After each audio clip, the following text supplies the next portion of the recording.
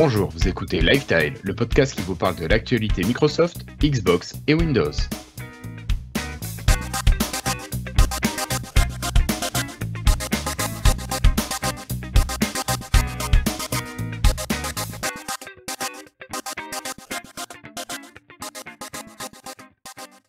Bienvenue à toutes et à tous, nous sommes le jeudi 9 janvier 2020 et c'est l'épisode 172 de Lifetile, le premier épisode de cette année 2020. C'est donc l'occasion de vous souhaiter une très bonne année, ainsi qu'à mes deux collègues ici présents, Cassim, que l'on verra ce soir. Salut Cassim et bonne année. Salut, bonne année à tous, bonne année 2020. C'est la première fois qu'on se le Et fait à en co- fait, c'est ça qui est bien. C'est ça, c'est juste le troisième enregistrement, mais bon, sans le dire à personne. Et à côté de toi, nous avons Florian qui n'a pas de caméra ce soir, pas de caméra utilisable, dirons-nous. Salut Florian et bonne année Salut, sous l'eau. bonne année, meilleurs vœux. Merci. Allez, moi je vous propose sans plus attendre d'enchaîner avec un dossier. Vous vous en doutez, on est début janvier, le CES vient de se terminer ou est en train de se terminer. Donc Cassim, je compte sur toi pour nous parler CES. Allez, c'est parti.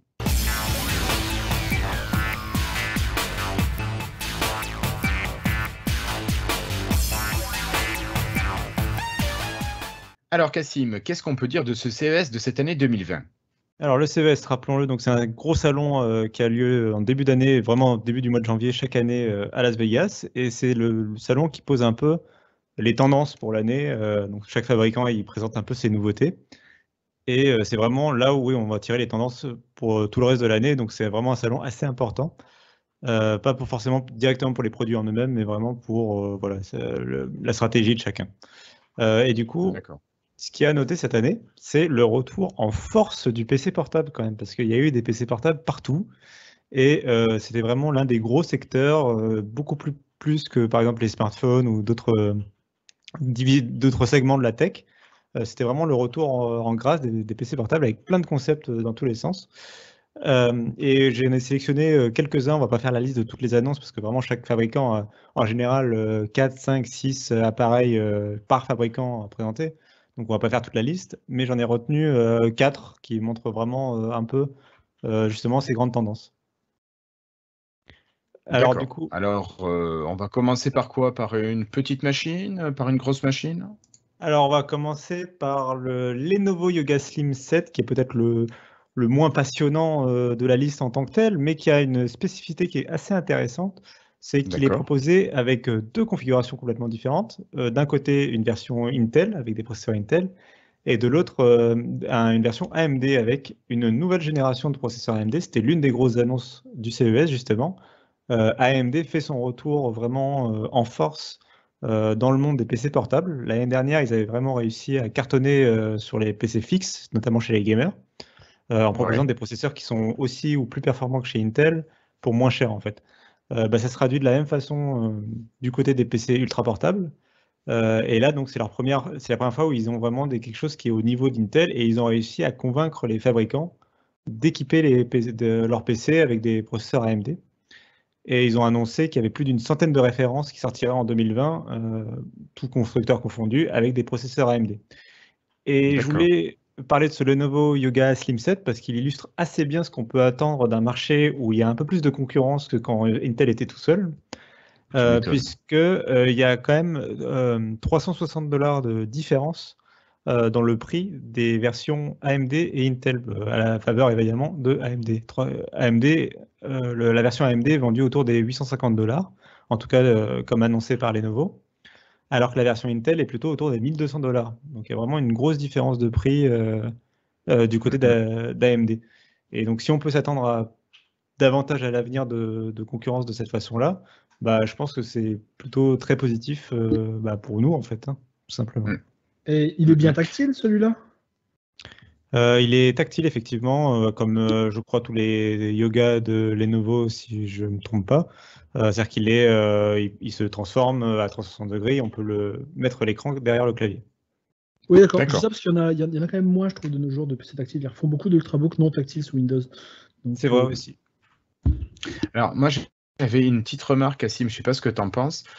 Quand on a eu le Surface Laptop 3 qui est sorti, il existait aussi en deux versions, une version Intel, version AMD. On pensait que capacité, les performances seraient à peu près équivalentes. Finalement, d'après les retours moi, que j'ai pu lire, il semblerait que la version Intel était quand même un cran en dessus de ce que proposait AMD, notamment en ce qui concernait l'autonomie. Est-ce qu'on peut vraiment espérer avoir des machines qui soient équivalentes en performance? C'est-à-dire que toi, moi, mon père, ma mère, monsieur, madame, tout le monde, qui est ce genre de machine, ne soit pas impacté au niveau de l'utilisation. Si je me trompe pas, le processeur du Surface Laptop 3 était basé sur l'ancienne génération de processeurs AMD. C'est ça qui explique effectivement cette différence de performance. On pouvait espérer, parce que par rapport aux annonces de Microsoft, etc., que ce soit équivalent. Et effectivement, finalement, c'était la version Intel qui était meilleure. Là, le problème, c'est qu'effectivement, on a encore que l'annonce AMD qui promet d'être, lui, plus performant. Et ils annoncent Ouais, mais carrément qu'ils sont ça, plus performants qu'Intel. Mais forcément, ils ne vont pas annoncer qu'ils sont moins performants. bah, tu Donc, m'étonnes, c'est normal. donc, du coup, il faudra encore une nouvelle fois attendre les tests de la presse pour en être sûr. Sur le papier, en tout cas, ça m'étonnerait. Enfin, technologiquement parlant, je ne vois pas comment ces processeurs-là pourraient être, en tout cas, sensiblement plus faibles. S'ils sont plus faibles, ce sera vraiment à un pourcentage si faible qu'on ne verra pas la différence, probablement, toi et moi, en tout cas. D'accord. Donc c'est plutôt rassurant. Hmm. La seule lacune encore qu'on pourrait trouver aux machines AMD, c'est pour l'instant de l'incompatibilité avec la connectique Thunderbolt 3, Thunderbolt. mais encore faut-il, ça ne les empêche pas d'avoir l'USB type C classique par exemple, donc encore faut-il avoir besoin spécifiquement du Thunderbolt 3 sur ta machine, ce qui n'est pas forcément le cas de tout le monde. D'accord, ça marche. Je te remercie. Donc après ça, on va passer sur quelque chose d'un petit peu plus intéressant, un petit peu plus Ouais. piquant peut-être. Oui, ben on parlait, Flobo se plaignait un petit peu du manque de tactile dans les machines. Alors là, on y plonge carrément, puisque il y a Dell notamment et Lenovo aussi, qui ont présenté vraiment des sortes de concepts un peu d'un nouveau genre, ou en tout cas se rapprochant de ce qu'on avait vu chez Microsoft avec le Surface Neo. D'accord. On avait à l'époque, si vous vous souvenez, donc il y avait le Surface Neo qui avait été annoncé avec Windows 10 X et Oui. justement on avait prévu que des fabricants allaient aussi lancer des solutions à 2 écrans. C'est le cas de Dell justement à ce CES. Ils ont annoncé le Dell, alors ça, là c'est le Dell Concept Duet dont je parle, qui est vraiment reprend le concept le design général de Neo, c'est-à-dire que vous avez 2 écrans de part et d'autre d'une charnière. Vous pouvez jouer avec les 2 écrans en les faisant tourner dans les sens que vous voulez. Vous pouvez l'avoir à la verticale aussi si vous voulez. Et il y a un clavier amovible sans fil que vous pouvez venir placer soit à part comme un clavier sans fil, soit venir placer sur un morceau de l'écran et pour l'utiliser comme en conjonction avec l'écran tactile prenant alors le rôle d'un pavé tactile. D'accord. Et le truc, c'est que il me semble, si je ne m'abuse, que pour l'instant, le concept tourne sous Windows 10 classique. Donc c'est un peu le souci de ce CIS, c'est qu'il y a eu beaucoup de machines qui ont été annoncées qui seraient parfaites pour Windows 10 X et qui pour l'instant sont annoncées ou tournent dans la version du concept sous Windows 10. Donc on verra après, peut-être d'ici la sortie, ça changera. Mais c'était un peu le bémol, on peut se poser la question, est-ce que Microsoft est en retard en fait dans le développement de son OS, quoi. Donc ça c'est D'accord. difficile. Pour l'instant c'est difficile d'y répondre. Mais donc c'était ça la première machine dont je voulais parler dans cette catégorie-là. Et les 2 autres machines après qui vont ensemble, j'aimerais bien vous entendre là-dessus, c'est justement le Dell Concept Ori et le Lenovo ThinkPad X1. Alors là, pour le coup, c'est à peu près la même machine, donc on peut les réunir. Cette fois, vous prenez un seul écran et vous le repliez en deux, en fait. Il n'y a pas, il n'y a pas cette idée de 2 écrans différents. Et toujours pareil, le Dell Concept Ori tourne sous Windows 10 pour l'instant. Et le Lenovo ThinkPad X1 Fold, alors c'est carrément lui, il va sortir sous Windows 10, parce qu'eux, ils le prévoient de le sortir courant 2020 pour 2500 $ quand même. Aïe, ça pique un peu. Après, c'est vitrine technologique et tout ça. Mais Eh donc, oui. il va sortir à 2500 $ courant 2020 sous Windows 10 et il prévoit une autre version du même PC sous Windows 10 X plus tard dans l'année. Donc, ça, c'est un peu curieux aussi. Ouais, quand ça sera prêt, Mais du peut-être. coup, je ne sais pas si vous avez vu des images de ces machines. Oui. Qu'est-ce que ça vous a inspiré? Euh, Ouais. Alors, ouais, vas-y d'abord, Florian. Bah, moi déjà, je suis plus fan du concept avec deux écrans que l'écran complet qui se plie. Parce que pour moi, vraiment, l'idée de base, c'est que pour moi, sur mon PC fixe, je suis toujours en multiscreen. Alors j'ai trouvé très bien l'idée d'amener le multiscreen sur le portable au final. C'est ça qui m'a intéressé dans Windows 10 X, enfin dans ces machines comme la Surface Neo. Et je trouve qu'avec l'écran complet qui se plie, on retrouve pas vraiment ça. Finalement, je vois un peu moins l'intérêt au-delà des essais techniques, j'ai envie de dire. Euh, Après, au-delà de ça, j'ai quand même été un petit peu, comme je disais, ça m'a un peu étonné de voir les machines sont à la fois sous Windows 10 Pro et celles qui sortiront plus tard sous Windows 10 X, parce que ça montre vraiment que ce que moi j'avais pas très bien compris, mais que c'est vraiment deux OS quasiment séparés. Et ça, j'étais un peu déçu. J'aurais aimé, par exemple, que la machine de Lenovo sous Windows 10 Pro, elle puisse avoir dans 6 mois un mode Windows 10 X qui permet de passer entre l'un et l'autre.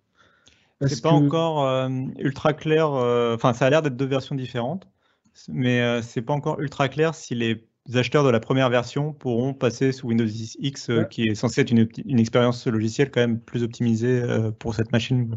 Et, bah oui, voilà. Mais le problème, c'est que après, à ce que j'ai lu, après moi j'ai lu l'article sur Windows Central, hein, donc je sais pas si c'était entièrement clair, mais Lenovo aurait dit qu'en plus la version Windows 10 X aurait pas de mode fenêtré. On n'aurait que les applications en plein écran parce qu'il n'y aurait pas l'Explorer classique, ils l'ont remplacé avec Seychelles ou je ne sais pas trop avec le. Je crois que c'est ça. Euh, Bref, et moi je trouve ça très cher finalement si on se trouve avec une version Windows 10 X qui sera par exemple à 2000 plus dollars, où on n'aura même pas un mode fenêtré. Euh, je le sens très mal ça. Je sais pas pour vous, mais moi je sens la catastrophe arriver si vraiment ils sortent une version Windows 10 X qui peut pas passer en mode pro et qui fonctionne seulement en mode fenêtré. Ça veut dire que si tu connectes à un écran externe, bah, ça sert un peu à rien et je vois l'intérêt sur les petites machines, mais sur les grands PC portables, j'ai l'impression que là on va un peu à la catastrophe. Mais je sais pas ce que vous en pensez. Mais Pour ma part, je suis un peu de ton avis, Florian. Je te retrouve assez bien. Finalement, l'idée des deux écrans côte à côte, ça reprend mon expérience utilisateur ordinaire. Sauf que bon, là, les écrans sont à la verticale au lieu d'être à l'horizontale. Mais c'est quelque chose que je connais, que j'ai l'habitude d'utiliser, donc je le vois bien. Ce simple écran pliable, après, j'ai aussi peur, moi, du côté matériel. On a vu le Samsung Galaxy Fold qui avait des soucis d'écran qui s'abîmaient. Bon, je me dis que les fabricants ont dû quand même faire vachement attention pour que l'écran ne s'abîme pas. Mais j'ai quand même peur de cette jointure qui pourrait être quand même une source de problèmes.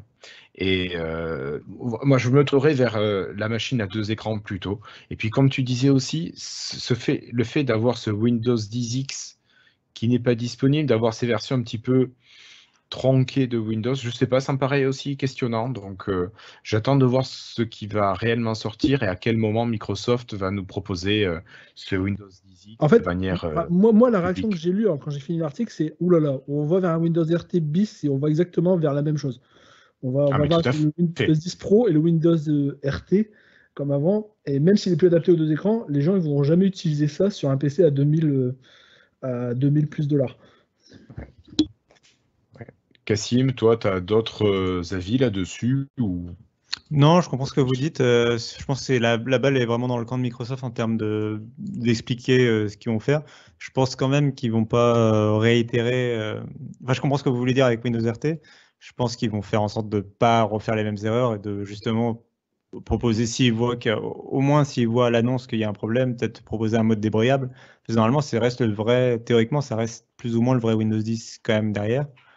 C'est là aussi où on manque de détails un peu sur ce qu'est Windows 10X exactement. Bah, Les, Euh, les screenshots, par exemple, montrent l'explorateur UWP, celui qui était sur Windows oui. Phone. Alors ça, Effectivement. moi, ça m'a mis la puce à l'oreille en me disant qu'ils n'ont pas mis Windows 10 vraiment complet, qu'ils ont enlevé toute la partie legacy dedans. Bah, normalement, après, l'intérêt de Windows 10 X, c'est justement que cette partie legacy ne tourne qu'en version virtualisée. Il n'y a pas de.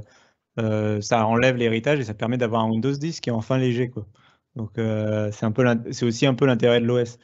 Pour le mode fenêtré, ça dépend de la machine. Par exemple, celle de Lenovo est annoncée avec un écran de 13 pouces, mais vraiment quand il est déplié, quoi. Une fois qu'il est replié, du coup, forcément, enfin, vous imaginez une Surface Pro que vous pliez en deux, dans le sens de la largeur, bah, ça fait une machine qui est quand même relativement compacte quand vous les imaginez comme un PC portable, en fait.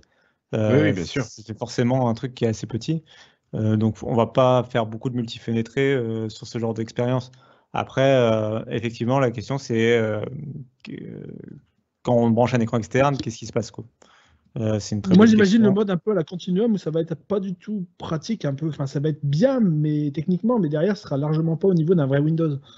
Ça reste à déterminer. Bon, pour l'instant, on n'a pas encore assez de matière, en tout cas. Et du coup, ça montre aussi à quel point peut-être Microsoft devrait communiquer davantage sur Windows 10X et expliquer un peu plus précisément c'est quoi son calendrier, à quel moment il va en parler.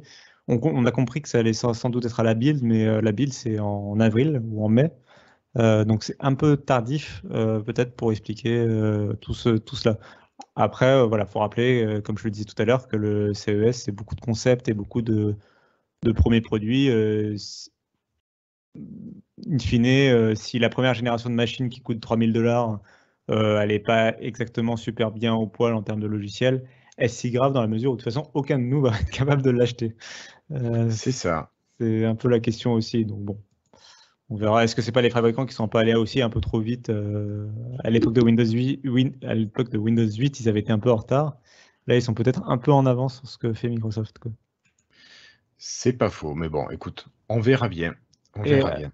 là, on Oui, parle Cassim? beaucoup d'innovation un peu qui met des paillettes dans les yeux et qui essaye d'aller un peu au-delà, de redéfinir un peu ce qu'est un PC portable.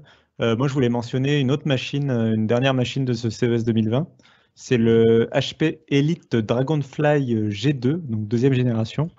Alors derrière ce nom complètement barbare se cache un Ultrabook, mais alors complètement classique, hein, ici, il se tourne quand même à 360 degrés, mais au-delà de ça, enfin c'est l'Ultrabook classique sous Intel, des ports USB sur les côtés, il n'y a pas deux écrans, il n'y a pas d'écran pliable, voilà, complètement classique. Si ce n'est que 82% de ces pièces mécaniques viennent du recyclage. Et si on prend que le châssis, donc vraiment la coque, c'est 90% du châssis qui vient de matière recyclée. C'est vraiment une orientation qu'a pris HP depuis une génération de produits. Ils ont carrément annoncé en même temps une génération d'accessoires aussi, une nouvelle gamme d'accessoires officielle qui s'appelle HP Renew et qui est là aussi composée. Alors, il y a toute une gamme qui est composée 100% en plastique recyclé, une pochette qui est, elle, faite à partir de bouteilles. Enfin, et ils expliquent de façon ça de façon assez détaillée sur leur site. Donc, je trouve que c'était une initiative. Évidemment, ça reste un peu du greenwashing, c'est le genre de truc. Enfin, ça reste, ils font ça par intérêt commercial, évidemment. Mais je trouve que c'est une sorte d'initiative qu'il faut saluer. On les critique assez souvent quand ça Oui, va dans oui. l'autre sens. Ouais, Donc, tout à fait. donc, je voulais le souligner particulièrement. Ça vend peut-être moins de rêves que deux écrans pliables, mais au moins, c'est peut-être parce que je les qualifiais un peu d'élèves sérieux du CES, quoi, de bon élève du CES, c'est-à-dire qu'il met moins de paillettes, mais il fait quelque chose d'important et nécessaire en fait. Oui, je suis complètement d'accord avec toi. On n'a peut-être pas besoin d'avoir autant de paillettes, mais d'avoir des machines qui marchent bien et qu'on puisse conserver longtemps. Et on n'a pas beaucoup parlé de prix de toutes ces machines au final, à part le prix du Lenovo. On va être dans quel rang? Alors, du côté de Dell, en fait, c'est tout simplement parce qu'ils ont vraiment, il y a un concept dans le nom et ça porte bien son nom, c'est que pour l'instant, il n'y a pas de Ça ne prix, se vend pas. il y a même pas de date de disponibilité de prévue, il y a même pas d'informations sur les caractéristiques non plus internes des produits. Pour le Lenovo Yoga AMD, j'avais dit que c'était autour de 850 $. Du coup, ouais, le Ah, pliable c'est pas de trop mal Lenovo, ça. c'est pas trop mal. Le pliable de Lenovo, c'est autour le foldable, donc c'est autour de 2500 $, on l'a dit. Et le HP Elite Dragonfly, je n'ai plus. Ah oui, ils n'ont pas encore annoncé le tarif. Toujours pareil, c'est un des éléments du CES, c'est des produits qui sont annoncés, qui n'ont pas forcément de De commercialisation tarifs. précise encore ou de tarifs précis. D'accord. Ok. Merci Cassim pour toutes ces explications, pour en tout cas ces paillettes que tu nous as jetées dessus. Allez, on va continuer à parler CES avec un dernier sujet parce qu'il y avait des fondeurs qui étaient là. Intel a présenté du matériel, AMD a aussi présenté ses processeurs et a utilisé notamment la Xbox pour faire parler de lui. Et je pense qu'Intel a fait, que AMD a réalisé un impair.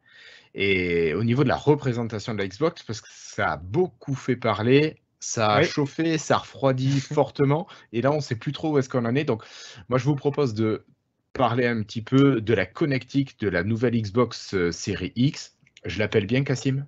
C'est ça. Donc voir ce qu'il semblerait qu'à l'heure actuelle, c'est-à-dire aujourd'hui, 9 janvier 2020, ce qu'on puisse trouver sur une Xbox Series X, qui ne sera pas ce qu'on va trouver au moment de sa sortie. C'est encore possible que ça évolue. Donc Cassim, si je dis pas de bêtises, quand AMD a fait sa présentation, on était tous heureux. On a vu un arrière de Xbox avec une connectique presque complète. Il y avait une entrée HDMI, il y avait une sortie HDMI, normal, ça c'est quand même obligatoire. On avait vu de l'USB type C, de l'USB type A, il y avait de tout, c'était le pied. Sauf que ce n'était pas du tout des visuels Microsoft. C'est C'était ça. des concepts qui avaient été achetés à Un je sais site plus quel amateur, illustrateur. oui, Voilà. c'est ça, turbosquid.com pour 10 $ Voilà. précisément, parce qu'on peut. Donc vous allez sur turbosquid.com, vous cherchez Xbox Series X, et pour 10 $, vous pouvez acheter le modèle 3D utilisé par AMD dans sa présentation. Alors évidemment, c'est une énorme faute de communication de la part d'AMD parce que c'est. En fait, à aucun moment donc c'est intégré une sorte de bande-annonce où il rappelle un peu là où les processeurs AMD étaient intégrés en 2019 ou dans les annonces produits en tout cas, donc la fameuse Xbox effectivement qui va utiliser des puces AMD. Et du coup, ils ont montré la Xbox et ils ont repris l'essentiel de ce qui était la présentation de Microsoft. On la voit devant, de face et tout ça. Et d'un coup, la console se tourne et on voit la connectique. Et ça utilise tellement le design officiel en fait qui a déjà été présenté par Microsoft que tu ne te doutes pas que AMD va utiliser une fausse image puisque AMD est partenaire de Microsoft. Tu te dis ils ont pris des images de Microsoft. Surtout qu'il n'y a pas d'autre précisé, il n'y a pas d'indicatif à l'écran pour te dire que ce serait un faux rendu ou un Oui, rendu c'est non un concept. contractuel ou Voilà. Et donc, toute la presse, la grosse majorité de la presse tech, même The Verge et compagnie, ont repris immédiatement l'information en disant voilà la connectique de la Xbox révélée au détour d'une image de AMD. Là, AMD s'empresse de démentir et dit non, non, en fait, on l'a acheté voilà, pour 10 $ sur le site TurboSquid. Et donc, c'est évident, c'est pas du tout de source Microsoft, c'est même, il n'y a aucune source là-dessus, c'est purement de l'imagination du monsieur qui a fait ce plan 3D. Et en fait, de l'imagination, il a juste repris ce que proposait la Xbox One X en la modernisant un petit peu avec des ports USB Type C.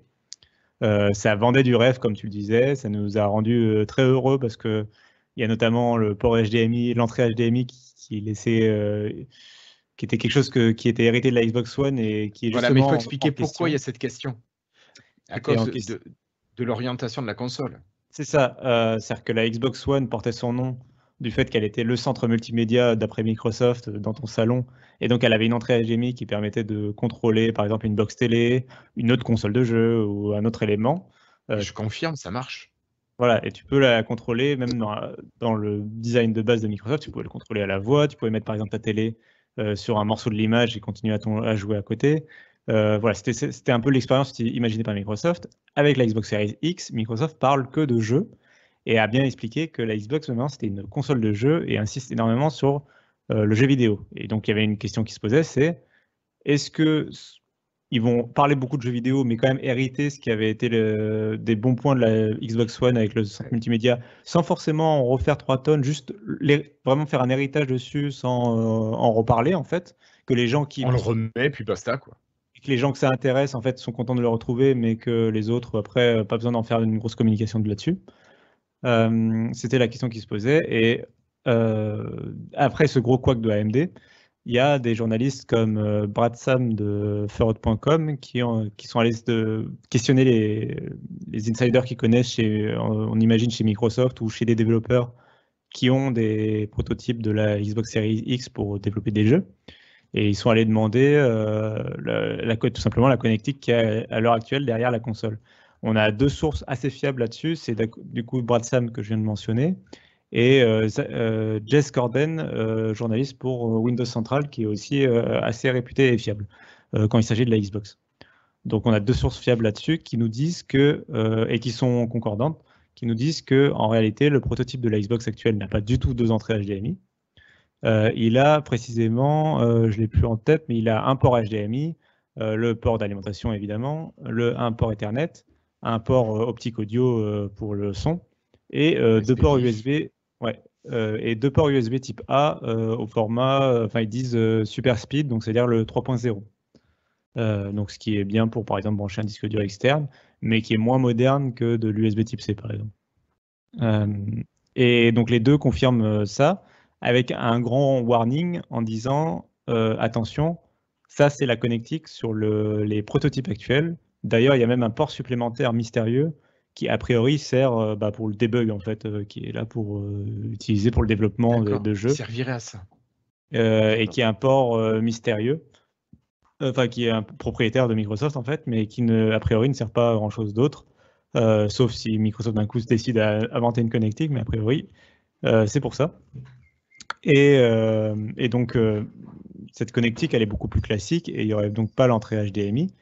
Maintenant, voilà, c'est l'état actuel des prototypes. Est-ce que c'est simplement parce que c'est des prototypes qui étaient conçus pour être envoyés à des développeurs de jeux vidéo qui n'ont pas forcément besoin de l'entrée HDMI? Ou est-ce que Non, ça c'est correspond pas. ou est-ce que c'est vraiment le modèle commercialisé qui n'aura pas d'entrée? Ça, le truc, tant que Microsoft n'a pas officiellement dévoilé la chose, il n'y aura pas vraiment moyen de le savoir. Dernière piste que je voulais mentionner, c'est le fait que Microsoft avait annoncé que l'intégralité des accessoires de la Xbox One était compatible avec la prochaine Xbox.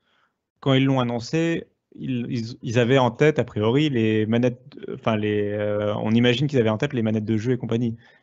Mais ils ont bien dit l'intégralité des accessoires. L'intégralité des accessoires, ça comprend normalement Kinect déjà, Oui.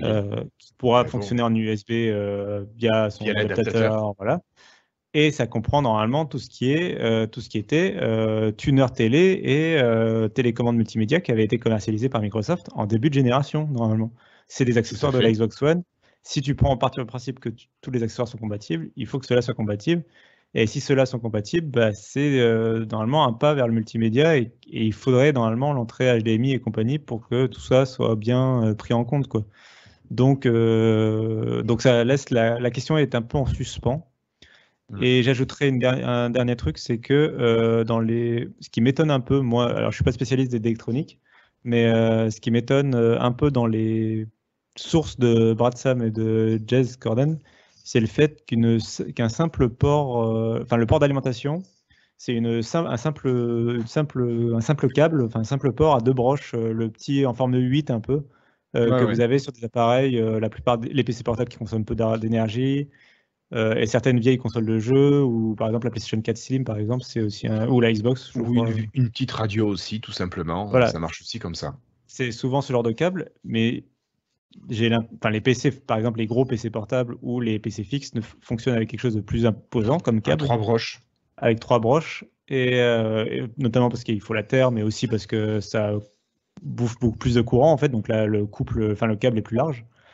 Et je suis étonné, vu les rumeurs de la puissance potentielle de la Xbox, qui est quand même censée être équivalent à une sorte de PC haut de gamme actuel, je suis un peu étonné si elle est capable d'être alimentée par un câble si fin et si petit qu'un simple petit truc à deux branches en 8. Là. Non, après, je suis pas spécialiste d'électricité, je ne sais pas si le courant est infini avec un câble comme ça ou pas, mais ça me semble un peu étonnant, voilà, qu'un câble si fin puisse alimenter. Après, elle va peut-être pas tirer 1000 watts quand même. Ça va dépendre de la puissance de la machine. Non, mais Ton diamètre de câble à l'intérieur, ton fil de cuivre, a un diamètre qui permet un passage maximum de c'est courant. ça, on est d'accord. Ta puissance. Et pour moi, on Mais est sur une bon, machine qui est de l'ordre de 500 watts, quoi. Enfin, en max, quoi. Enfin, quand elle est à plein régime. Donc, je sais pas si, voilà. Non, mais c'est la question en tout cas, qui était en suspens. Donc, on verra, en tout cas, quand Microsoft. Mais voilà, il y a eu ce gros quiproquo au CES 2020.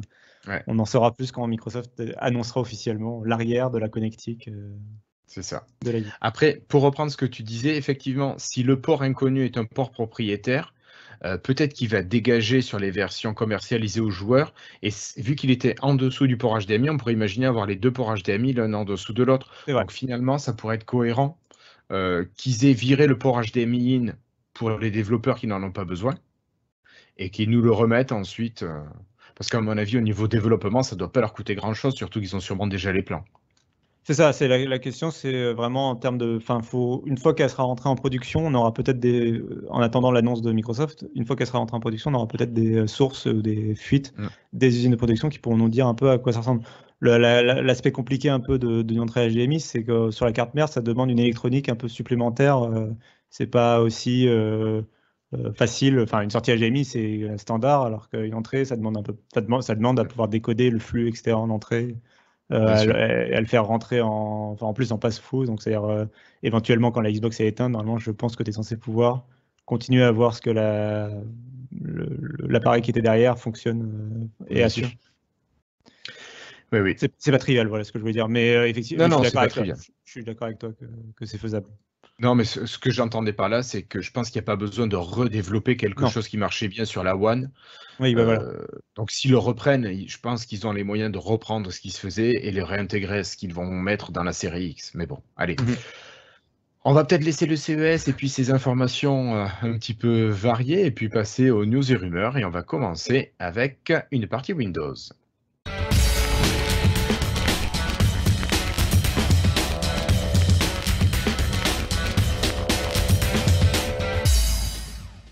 Pour cette partie Windows, des informations quand même assez légères, Cassim. On n'a pas une grosse actualité de Microsoft et je pense que chez MS, ils ont aussi fait les fêtes de fin d'année, donc ça a été assez léger. On a quand même au niveau de Teams quelques annonces avec des nouveautés qui s'orientent beaucoup au niveau des petits revendeurs avec plein de fonctionnalités, mais aussi des petites fonctionnalités qui pourront servir aux équipes professionnelles, associatives, je ne sais pas, mais comme par exemple une fonction de Talkie-Walkie. Je ne sais pas si tu as vu ça, Cassim. Donc, vous allez avoir la possibilité via Teams de pouvoir parler. Finalement, on réinvente le téléphone à travers Teams, hein, mais c'est pour faire ça de manière... alors, Microsoft dit que ça va être plus sécurisé que si vous utilisiez une connexion par onde radio, parce qu'on ne peut pas intercepter votre signal. Bon, on peut plus difficilement intercepter le signal, je suppose. Voilà, mais ça marche donc en Wi-Fi, ça marche en 4G si vous êtes équipé de 4G au niveau de votre matériel. Donc, vous pouvez faire du talkie-walkie ou passer un coup de fil, tout simplement. Ça marche aussi, quoi. C'est vieux, mais ça marche. Tu parlais de petits commerçants. C'est marrant parce qu'ils ont, en même temps, on a eu l'annonce... chez Ikea. Ouais, que Ikea allait passer 70 000 employés sur Microsoft Teams. Donc, ce petit commerçant dont vous avez peut-être entendu parler. Non, ouais. Alors, il y a ça, mais après, ça, c'était une autre information. Oui, non, mais c'est pas forcément intéressant, mais que Microsoft, on en avait parlé, que Microsoft allait développer des outils pour les vendeurs, notamment pour se mettre un petit peu face à Amazon et leur mettre un petit peu des bâtons dans les roues. Et Microsoft a proposé des outils pour les petits vendeurs, pour qu'ils gèrent plus facilement leur stock, pour mettre en place des systèmes de vente. Et il semblerait que ça ait vachement bien marché, qu'ils aient eu beaucoup de demandes. Et finalement, toute leur infrastructure semble vraiment bien plaire. Donc, c'est plutôt pas mal pour eux, même si pour nous, ça ne va pas nous intéresser, Cassim. Je pense qu'on va peut-être pas en reparler beaucoup. Tout à fait. Florian, si tu veux intervenir, tu n'hésites pas. Oui, non, il n'y a pas grand-chose à dire de plus. Non, je pense que ça peut être utile aussi, par exemple, dans les endroits bruyants.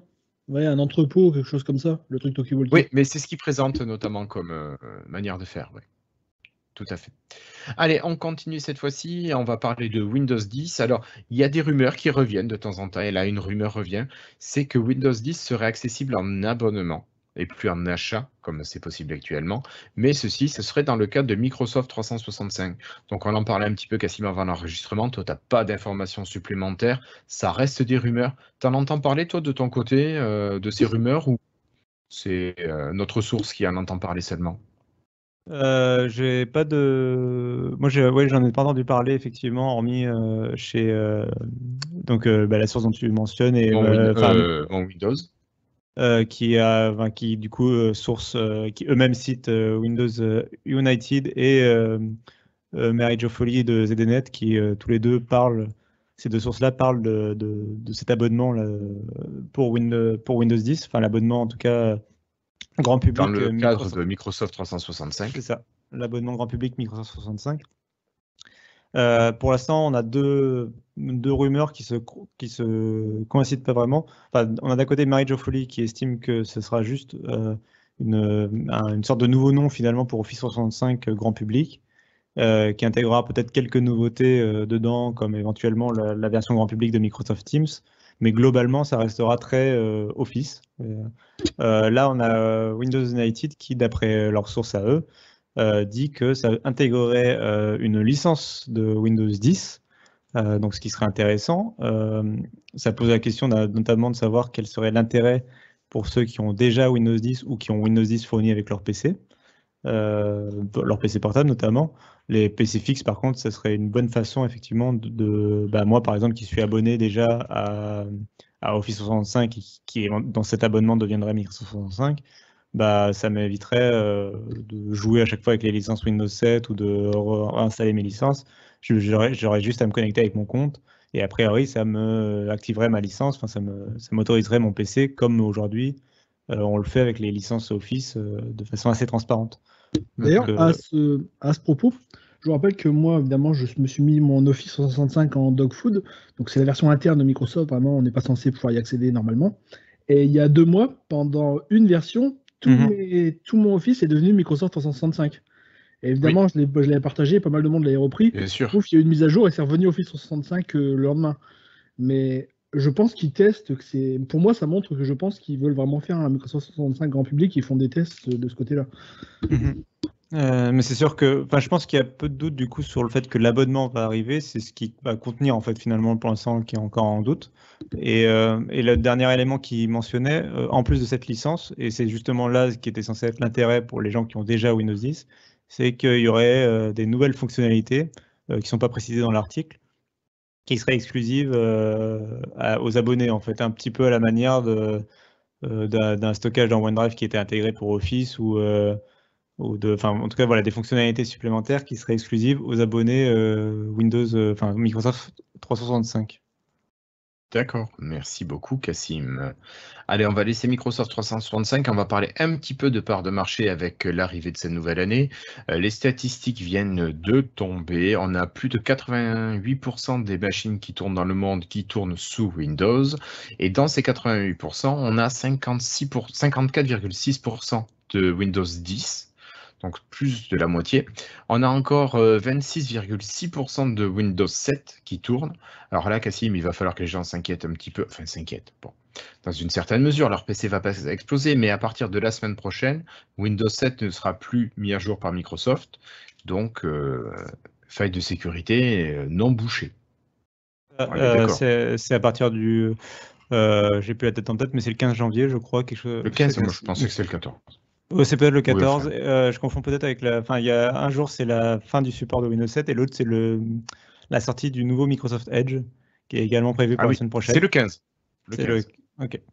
Donc, en tout cas, les deux événements sont la semaine prochaine et donc ça sera intéressant à suivre. C'était surtout pour rappeler aussi aux gens que si vous êtes encore sur Windows 7, la mise à jour vers Windows 10 permet encore d'activer gratuitement Windows 10. Et c'est une bonne idée d'y passer, quoi, ou d'essayer d'y passer en tout cas, si possible. C'est ça, je suis complètement d'accord avec toi. Et puis moi après j'étais surpris, c'est que le troisième OS Windows utilisé, c'est Windows 8.1 avec 3,6% de part de marché. Donc ça fait quand même pas beaucoup. Voilà.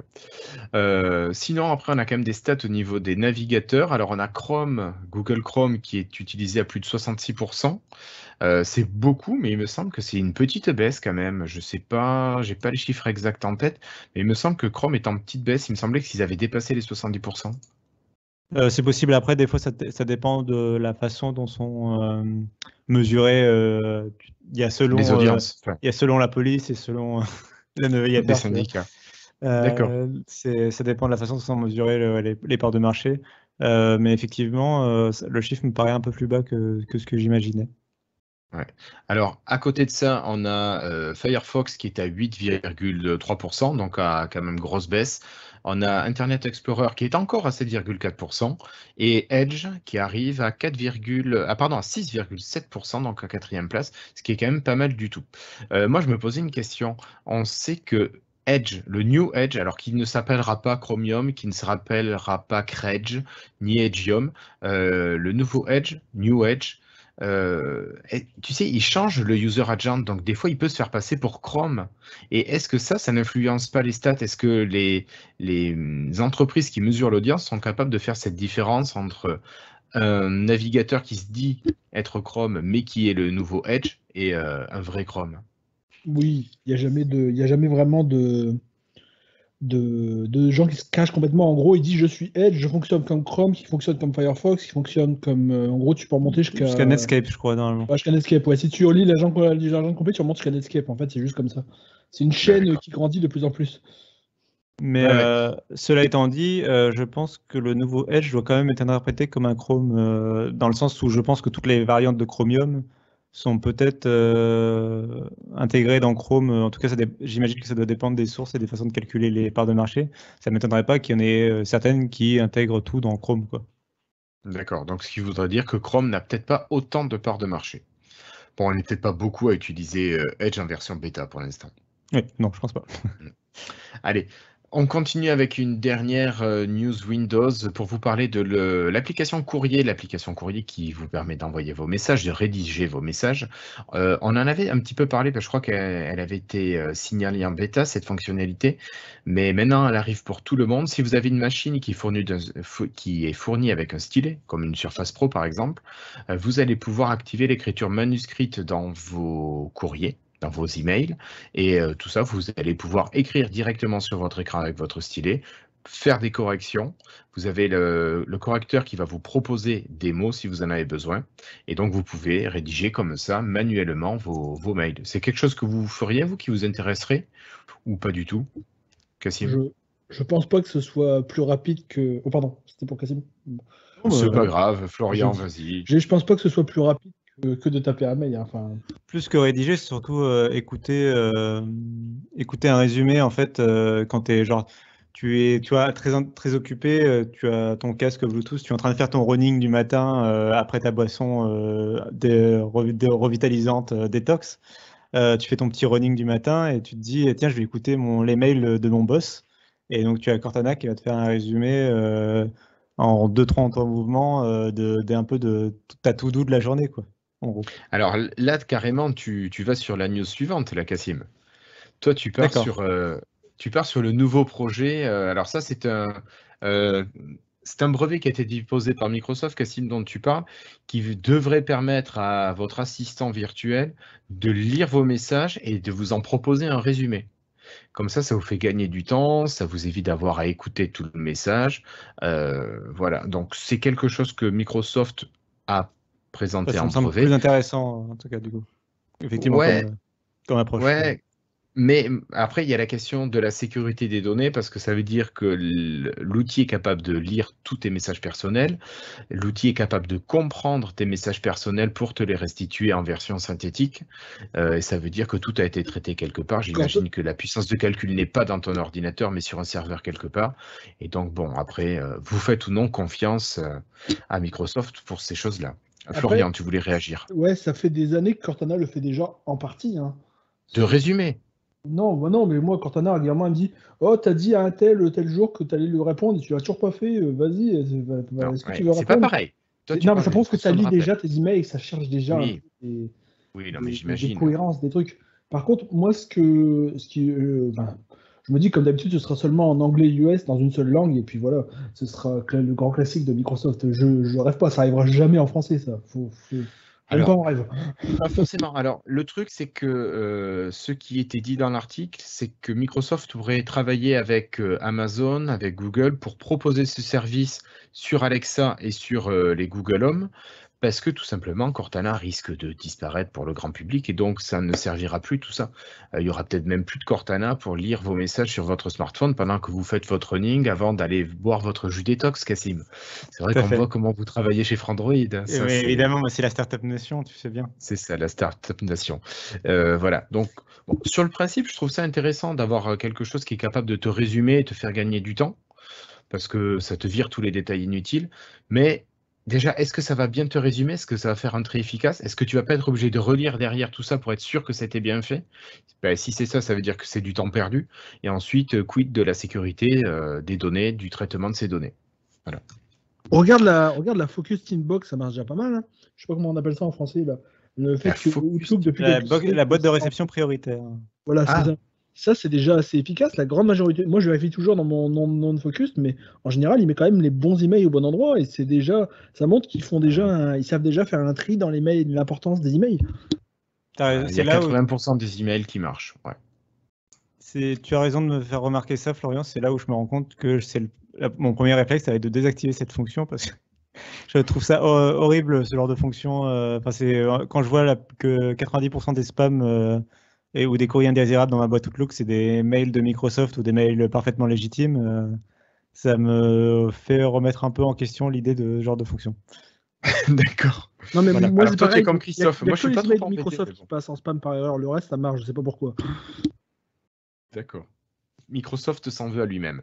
Bon, allez, on va continuer avec une information à nouveau de Microsoft, cette fois-ci qui travaille quand même à la sécurité sur Internet. Il y a eu une attaque de phishing un peu particulière où des hackers allaient espionner votre vie privée sur les réseaux sociaux et vous envoyer des mails de phishing très poussés, très personnalisés, et qui étaient à destination de personnes qui étaient plutôt dans le monde caritatif.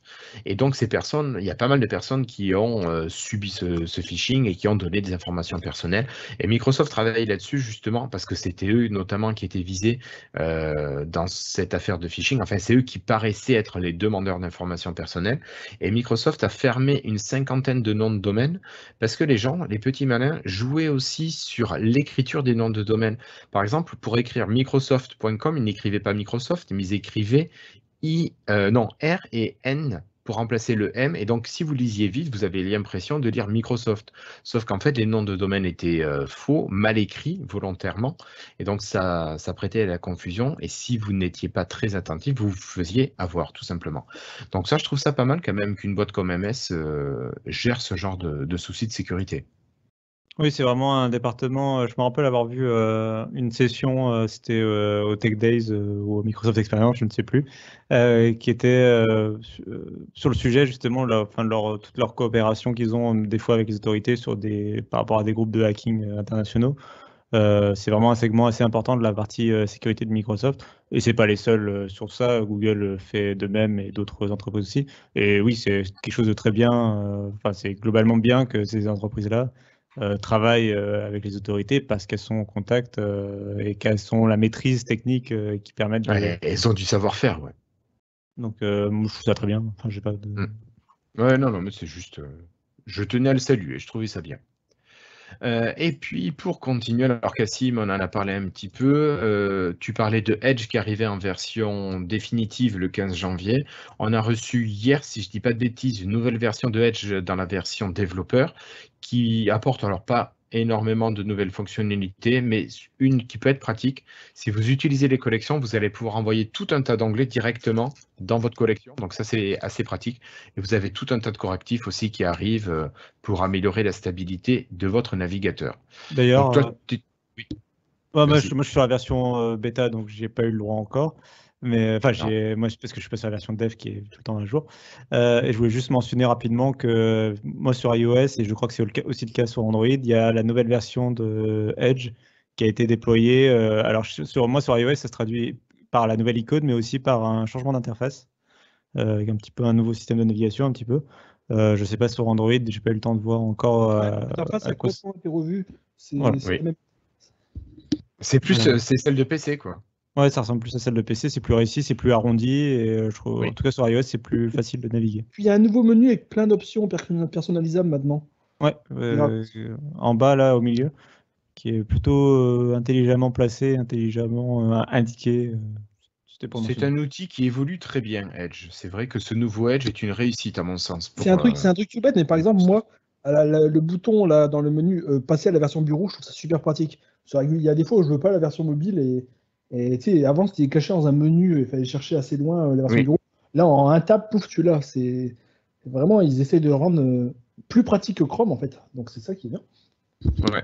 Qui veut nous parler de l'extension Microsoft Editor Preview pour Chrome? Est-ce que c'était toi, Florian? C'est moi qui l'ai eu, je sais pas trop comment. C'est juste que l'extension Office pour Chrome qui permettait de facilement ouvrir ses documents Office, elle a eu une mise à jour qui a ajouté un système de correctif. C'est-à-dire qu'on peut on peut utiliser cette extension pour utiliser le système de correction d'orthographe Microsoft à la place de celui intégré par Chrome directement sous Chrome. Alors bon, il n'y a pas D'accord. grand-chose à dire, mais ça montre que Microsoft s'intègre un petit peu partout ses services, comme de plus en plus aujourd'hui. Ok.